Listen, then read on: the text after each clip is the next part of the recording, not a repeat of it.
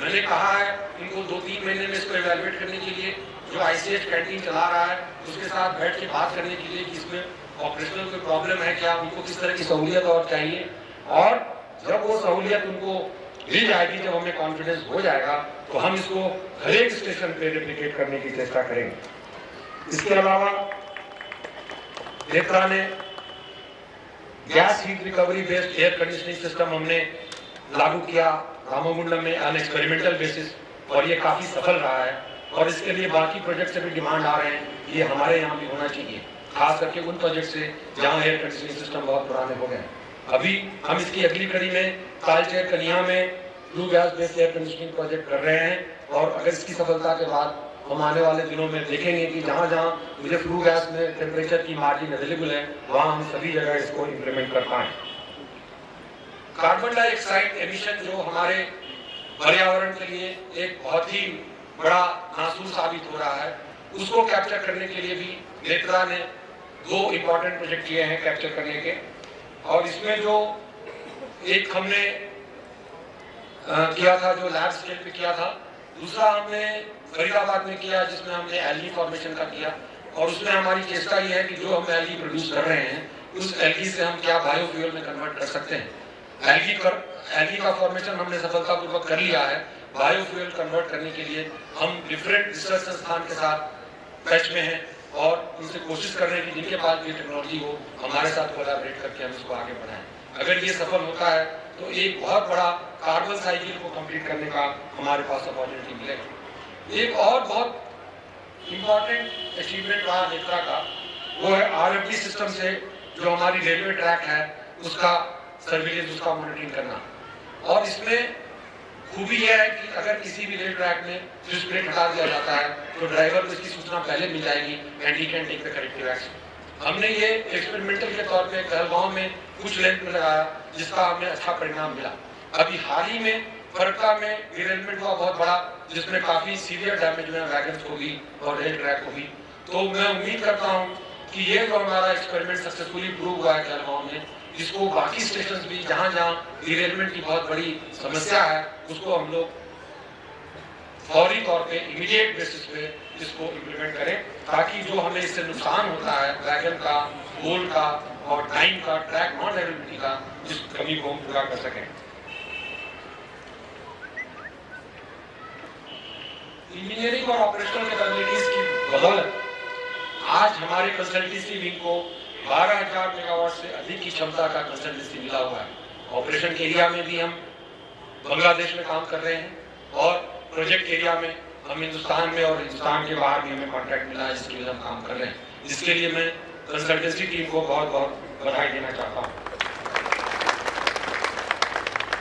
अगर हम financial performance की बात करें तो एनटीपीसी का जो रेपुटेशन है, हमारा हाईएस्ट क्रेडिट रेटिंग का रेपुटेशन है, हमारे फाइनेंस के फंडामेंटल्स बड़े स्ट्रॉन्ग हैं, हमारे डोमेस्टिक और इंटरनेशनल इन्वेस्टर्स हमसे बहुत खुश हैं, हमारे फाइनेंशियल मैनेजमेंट प्रैक्टिसेस से, हमारे रेपुटेशन से, हमारे बैलेंस शीट से, हमारे अकाउंटिंग स्टैंडर्ड से। इसकी वजह से हमारा कॉस्ट ऑफ फाइनेंस बहुत कम है, और ये हमें सहायता देता है हमारे प्रोजेक्ट कॉस्ट को कम रखने में। हमारी कॉर्पोरेट गवर्नेंस की भी बहुत ज़्यादा प्रशंसा की जाती है, और इन सभी के लिए मैं डीएफ को और उनकी टीम को बहुत बहुत बधाई देता हूँ। दोस्तों, हम कुछ भी कर लें, कितना भी बढ़िया प्रोजेक्ट बना लें, कितना भी ऑपरेशन बढ़िया कर लें, कितना भी बिल रेज कर लें, अगर पैसा मेरे पास वापस नहीं आता है तो हमारा साइकिल कंप्लीट नहीं होता है और हमारा ग्रोथ रुक जाता है। और इसीलिए कॉमर्शियल का जो योगदान है उसको हम किसी भी तरीके से कम नहीं कर सकते। इनफैक्ट कॉमर्शियल के योगदान की वजह से ही हमारा रोजी रोटी चलता है, हम फ्यूल वाले को पैसा दे पाते हैं, हम अपने एम्प्लॉय को सैलरी दे पाते हैं। इसीलिए कॉमर्शियल की टीम जिन्होंने लगातार पिछले 12 साल से एक पैसा वसूल करके लाया है, 100% रियलाइजेशन किया है, उन सभी को भी मैं बहुत बहुत बधाई देता हूँ। इनका एक और बहुत बड़ा जिम्मेदारी है और अभी चैलेंज भी है कि जो हम रेगुलेटर के साथ में इंटरेक्शन करते हैं, और इस इंटरेक्शन में अभी इनकी जिम्मेदारी बहुत बढ़ गई है, क्योंकि जो जिस तरीके से हमारे रेगुलेशंस में कुछ डिसीजंस आए हैं जो हमारे कंपनी के लिए डिफिकल्ट चैलेंज साबित हो रहे हैं, उनको हम कैसे दूर करें, इसके लिए रेगुलेटर के साथ में कांस्टेंट इंटरेक्शन और कांस्टेंट पॉलिसी एडवोकेसी करना बहुत ही जरूरी है। मैं उम्मीद करता हूं कि जैसे पिछले दिनों में हमें इस मामले में सफलता मिली है, आने वाले दिनों में भी हमारी कॉमर्शियल की एक पर एक सफलता हासिल करके कंपनी को सुदृढ़ करेगी। हमारे कॉम्पिटेंट और कमिटेड टीम के पीछे एचआर का बहुत बड़ा हाथ है। Proper recruitment, training and development, employ welfare, employ communications, relations, इन सभी एरिया में पूर्ण ध्यान देने के साथ साथ एम्प्लॉय को हमेशा मोटिवेट रखने का काम ये करते हैं और इसके लिए मैं डायरेक्टर एचआर और टीम को बहुत बहुत बधाई देता हूं। इस टीम ने सीएसआर के तहत भी स्वच्छ भारत मिशन के अंदर में स्वच्छ विद्यालय अभियान में बहुत बड़ा काम किया है। एनटीपीसी ने 29,000 से ज्यादा देश भर में टॉयलेट बना के प्रशंसनीय कार्य किया है। उसके लिए हमारे माननीय ऊर्जा मंत्री ने पूरे टीम को रिकॉग्नाइज किया है, बधाई दिया है। सारे टीम लीडर्स को उन्होंने बुलाया और उनको बधाई दिया है, सम्मान पत्र दिया है। और इन सभी के लिए आप सभी लोग बधाई के पात्र हैं, जिन्होंने अपने प्रोजेक्ट से दूर 250 किलोमीटर 200 किलोमीटर दूर ऐसे इलाकों में जहाँ पहले कभी गए नहीं थे, जहाँ रास्ता नहीं था, जहाँ बाढ़ आ गया, पानी था, कीचड़ था, उन सब परिस्थितियों को झेलते हुए और इसको एक समय सीमा के अंदर में पूरा किया है। प्रधानमंत्री के आह्वान पर, ऊर्जा मंत्री के आह्वान पर। इसीलिए हमने पहले भी कहा था कि एनटीपीसी जो एक राष्ट्रीय संस्थान है, ये सिर्फ एनटीपीसी की प्रॉफिट के लिए काम नहीं करती है, ये देश की प्रगति के लिए भी उतना ही बड़ा योगदान करती है। ना ही सिर्फ बिजली के क्षेत्र में बल्कि और किसी भी क्षेत्र में जहाँ एनटीपीसी की सेवाएं देश को चाहिए, और हम इसमें कभी पीछे नहीं रहे हैं और हम कभी इसमें पीछे नहीं रहेंगे, क्योंकि हमारा काम सिर्फ एनटीपीसी को बनाना नहीं है, एनटीपीसी के सहारे हमारा काम इस देश को भी बनाना है। दोस्तों, इस पूरे कार्य के लिए सीएसआर की टीम तो बधाई की बात कही। मैं और एक कहना चाहता हूँ कि इस भाषण के प्रभाव में यदि हमने भूले से किसी डिपार्टमेंट का नाम छूट गया हो तो वो ये ना समझे कि उनका इसमें किसी तरीके का कोई कम योगदान है, और मैं उसके लिए क्षमा चाहूंगा। लेकिन मैं ये कहना चाहूंगा कि इस एनटीपीसी टीम का हर एक सदस्य हमारे लिए उतना ही महत्वपूर्ण है जितना 5 उंगलियों में से हर एक उंगली महत्वपूर्ण है। अब हम कुछ चुनौतियों का जिक्र करना चाहेंगे। हमने कुछ जिक्र किया है अपने संबोधन में कुछ पहले, लेकिन मैं उनको ब्यौरेवार बताना चाहूंगा कि हमारे पावर डिमांड जो कम हो रहे हैं उसके लिए जो हाई एनर्जी चार्ज रिस्पॉन्सिबल है और डिस्कॉम की आर्थिक स्थिति रिस्पॉन्सिबल है। हाई एनर्जी चार्ज के बारे में हमने आपसे बात किया कि कैसे हमें कॉस्ट को ध्यान रखना है। स्टेशन हेड का काम है कि प्रतिदिन वो देखें कि हमारा कोयले का कॉस्ट कितना रहा, हमारा कॉस्ट ऑफ जनरेशन कितना रहा, क्यों रहा, पार्शियल लोडिंग की वजह से रहा, या कोयला कॉस्टली सोर्स से इसलिए रहा, या रेल फ्रेट ज्यादा था इसलिए रहा, और मैं मेरी ट्रेडिंग में कहाँ आ रहा हूँ, पिछले दिन मेरी ट्रेडिंग में कहाँ तक का पावर को शेड्यूल दिया गया और मेरे को उस ट्रेडिंग तक पहुँचने के लिए क्या करना है। और अगर ऐसा कुछ है जो आपके दिमाग में आता है तो इसको आप अपने तक सीमित न रखें। कई बार मैंने देखा है कि लोग अपने आइडियाज को बताने में बहुत झिझकते हैं। ये बिल्कुल आपका परिवार है, आपकी कंपनी है, आपके पास कोई भी आइडिया हो, आप ये ना सोचें कि पता नहीं ये आइडिया सही है कि नहीं है, पता नहीं इस आइडिया को लोग हंसेंगे या इसको मान लेंगे। कोई जरूरी नहीं कि हर एक आइडिया माना जाए, लेकिन अगर आप आइडिया को आगे लाएंगे नहीं, बताएंगे नहीं लोगों को, तो उस पर विचार कैसे होगा कि आइडिया इम्प्लीमेंट करने लायक है कि नहीं। अगर मान लीजिए 100 में से 10 आइडिया इम्प्लीमेंट करने लायक है तो कंपनी को उतना लाभ तो होता है। 90 अगर रिजेक्ट होता है और उस 90 रिजेक्शन की वजह से अगर हम 10 वैसे आइडिया नहीं ला पाते हैं जिसकी चांसेस सफल होने की है, तो ये तो कंपनी के साथ बहुत बड़ा अन्याय होगा और आपकी अपनी जो टैलेंट है, इनोवेशन है, उसके साथ भी न्याय नहीं होगा। इसीलिए मेरा ये कहना है आप सभी से कि काइंडली जो भी प्रॉब्लम है उसका सॉल्यूशन जो आपके दिमाग में आता है उसको शेयर करें अपने लोगों के साथ में, हायर अप के साथ में शेयर करें, और हो सकता है कि उसमें 10% 5% भी अगर हम इम्प्लीमेंट कर लेते हैं तो वो कंपनी के लिए और देश के लिए बहुत बड़ा होगा। तो इसीलिए हमें हाई एनर्जी चार्जेस पे बहुत ज्यादा ध्यान देने की जरूरत है ऑन डेली बेसिस। दूसरा जो इशू है, जो डिस्कॉम की आर्थिक स्थिति खराब है जिसकी वजह से वो बिजली का नहीं ले पा रहे हैं हमसे ज्यादा, उस दिशा में भी एक तो उनका जो कर्ज है जो करीब 3.5 लाख करोड़ से ज्यादा का कर्ज है, उसके लिए अभी भारत सरकार ने पिछले दिनों परसों कैबिनेट में अप्रूव हुआ है जो फाइनेंशियल रिस्ट्रक्चरिंग पैकेज, उसके तहत जो डिस्कॉम की जो लॉसेज हैं that will be taken by the state government up to the level of 75%, और वो 75% जो इनका कर्ज है वो स्टेट गवर्नमेंट अपने ऊपर लेगी और उसके लिए स्टेट गवर्नमेंट बॉन्ड जारी करेगी। उस बॉन्ड जारी करने में जो डिस्कॉम को बॉन्ड खरीदने में 13% का इंटरेस्ट देना पड़ता था, वो जब स्टेट गवर्नमेंट बॉन्ड खरीदेगी तो उसको 8 से 9% का इंटरेस्ट देना पड़ेगा। ये जो 4% का डायरेक्ट फायदा डिस्कॉम को होगा, इससे उनके कर्ज में काफी कमी आएगी आने वाले दिनों में। उसके अलावा जो गवर्नमेंट की स्कीम है, फीडर सेपरेशन की स्कीम है, जो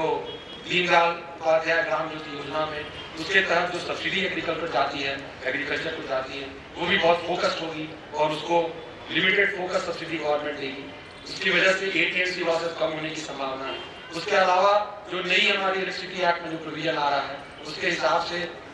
मैंडेटरी होगा एससीआरसी को हर एक साल टैरिफ रिवीजन करना। एक रीजनेबल रिवीजन हर एक साल, इंक्रीमेंटल रिवीजन हर एक साल कहीं बेहतर है 5 साल 7 साल के बाद एक बड़ा रिवीजन करने से। और मुझे लगता है कि धीरे धीरे डिस्कॉम की स्थिति सुधरेगी। एक और डिस्कॉम की स्थिति सुधारने में हमारा योगदान है, और वो है कि उनका जो कॉस्ट ऑफ परचेज है बिजली का हमसे, और जो उनका रियलाइजेशन है फ्रॉम द सेल, दोनों में बहुत बड़ा गैप है। आई अंडरस्टैंड कि कोई 75 पैसे का गैप है उनका जो खरीदने की जो लागत है बिजली की और जिस दर पर वो बेचते हैं। इसको कम करने के लिए हम अगर अपनी एनर्जी चार्जेस कम करें, और इस मामले में हमने मिनिस्ट्री ऑफ कोल और मिनिस्ट्री ऑफ पावर से बात किया है कि हमारे जितने भी स्टेशन में आज के डेट में, पिछले साल का डेटा हमने लिया है कि जितने भी स्टेशन में हम पिछले साल में हमने अदर देन एसीक्यू कोल लिया, एमओयू से लिया, ई ऑक्शन से लिया, इंपोर्टेड कोल लिया, ये सारे कोल अगर हम नोटिफाइड प्राइस पे लें, एसीक्यू प्राइस पे लें, तो कंपनी के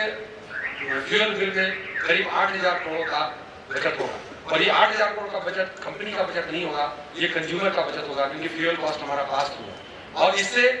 जो उनका बिजली की खरीदने की जो लागत है उसमें करीब 30 पैसे कमी आएगी। तो जो उनका 75 पैसे का जो गैप है उसमें 30 पैसे का योगदान तो शायद हम कर सकते हैं अपने 25% बिजली के लिए, क्योंकि हम सिर्फ 25% ही बिजली देते हैं डिस्कॉम को, तो इसमें हम ये योगदान कर सकते हैं। मुझे उम्मीद है कि हमारी जो बात चल रही है पावर मिनिस्ट्री के साथ और कोल मिनिस्ट्री के साथ, जिसमें हम बहुत जल्दी सफल होंगे और हम डिस्कॉम की फाइनेंशियल हेल्थ को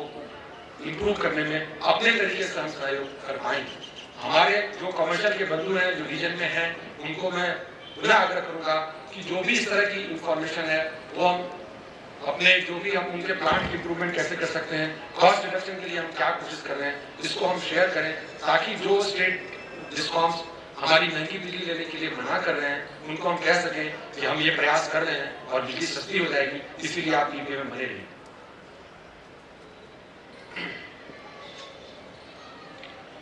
रिन्यूएबल एनर्जी का जो शेयर हमारे टोटल जनरेशन में बढ़ रहा है कंट्री एज ए होल, और जैसा कि 4 पैसे की टैरिफ आई है तो ये और शेयर उसका और ज्यादा बढ़ने वाला है। इससे हमारे लिए जो चैलेंजेस आ रही हैं वो है कि जो हमारी ग्रिड है उसका बैलेंस कैसे मेंटेन हो, और उस ग्रिड के बैलेंस को मेंटेन करने के लिए हमें पंप स्टोरेज चाहिए जो कि कंट्री में आजकल बहुत लिमिटेड है। हमें गैस टरबाइन चाहिए जो इमीडिएट रैंप अप कर सके, ओपन साइकिल वाले, वो हमारे पास नहीं है।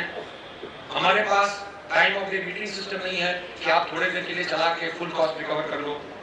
तो इन सब बैलेंसिंग पावर के उपलब्ध नहीं होने की वजह से अल्टीमेटली ये सारा दारोमदार हमारे base load station coal based station पे ही आएगा। और इसीलिए आने वाले दिनों में ये एक बहुत बड़ा चैलेंज है कि हमारे जो कोल बेस्ड स्टेशन है उनको हमको दिन में 100% से घटा के 60% पे चार्ज लाना पड़ सकता है, और फिर जैसे जैसे सोलर जनरेशन कम होगा हमको 60% से फिर 100% लाना पड़ सकता है। तो ये साइकिल जो है वो करीब करीब हमें मेंटेन करना पड़ेगा अगर जैसे जैसे ग्रिड में बैलेंसिंग पावर की रिक्वायरमेंट बढ़ेगी, और अगर उस commensurate hydro storage hydro power और जो हमारी पंप स्टोरेज स्कीम अगर नहीं आती है तो और कोई चारा नहीं है ग्रिड को स्टेबलाइज करने का, rather than having a variable load for the coal station. This will require more partial loading, this will require more अग्नि power consumption, this will require more heat rate, and for all these जो नया grid code CRC ने लाया draft grid code, उसमें NTPC ने comments भी दिए हैं, वो जैसे ही फाइनल होगा उनमें इन चीजों का प्रोविजन होगा ताकि जो रिन्यूएबल की एनर्जी ज्यादा से ज्यादा आएगी उसको ग्रिड में कैसे स्टेबलाइज रूप में करा जा सके। दोस्तों इस काम को करने के लिए हमें फास्ट रैंप अप और फास्ट रैंप डाउन भी करना पड़ेगा, क्योंकि अगर हमको कोल बेस्ड स्टेशन को बैलेंसिंग पावर की तरह यूज करना है तो मेरी स्पीड ऑफ रैंप अप और रैंप डाउन जो है वो भी अच्छी होनी चाहिए। और इसके लिए जो हमने super critical with sliding pressure mechanism जो हमने लगाया टेक्नोलॉजी, वो काफी सहायक सिद्ध होगी कंपेयर टू सब क्रिटिकल प्लांट्स। और इसीलिए आने वाले दिनों में हमारे सारे ऑर्डर जो है वो सुपर क्रिटिकल और अल्ट्रा सुपर क्रिटिकल के लिए होने वाले हैं। भारत के इंटेंडेड नेशनली डिटरमिन्ड कंट्रीब्यूशन, आपने अभी देखा होगा कि गवर्नमेंट ऑफ इंडिया ने INDC के तहत अपना कमिटमेंट दिया है कि 2030 तक में 40% ऑफ द इंस्टॉल्ड कैपेसिटी जो होगी वो